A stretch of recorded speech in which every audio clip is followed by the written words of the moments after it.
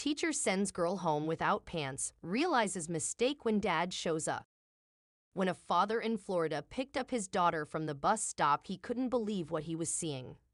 What happened that day sent him straight back to the school that made his daughter do it. Sitting for hours on end at school is hard, even for older, more disciplined students, but for a 6-year-old it can be an enormous task. So when the little girl was forced to raise her hand before being acknowledged, things took a turn for the worst. The McCurdy family had recently moved to Florida and their little girl was attending a new school, which meant different rules for young McCurdy. No more on-demand bathroom breaks. From now on, she would have to wait for the teacher's permission. So she raised her hand to use the bathroom, as she was taught to do. But the teacher made her wait, ignoring her request despite her expressing that it was urgent. This led to an extremely unfortunate incident for the little girl. Not being able to hold it any longer, she wet herself in her seat. As mortifying as that is, a whole lot more happened to make her situation so much worse. She was sitting in class surrounded by her classmates, and we all know how mean kids can be. Finally responding to what was now clearly an emergency, the teacher sent the little girl off to the school office to clean herself up. She had no spare clothes with her, but the school didn't even call her parents to bring any in. What they did instead would have any parent seeing red.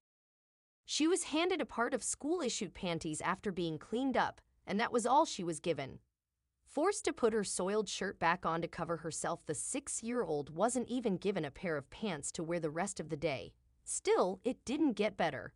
Come to the end of the day, and the school put her on the bus to go home, wearing just that shirt and a pair of random panties.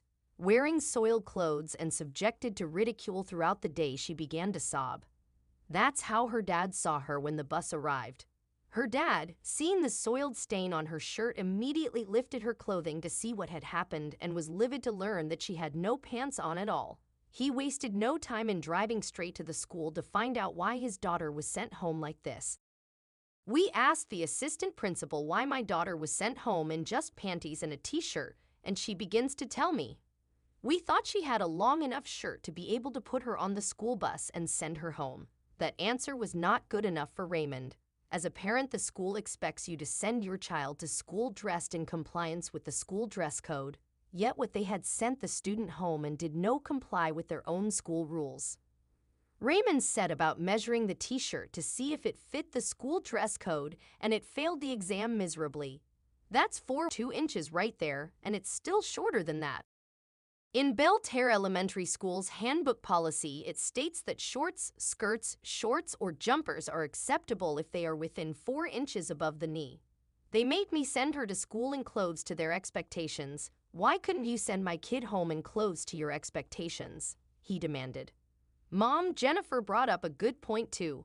Why didn't the school call either of the parents rather than leave the girl to be embarrassed the entire day? There are 4 contacts on our daughter's emergency card.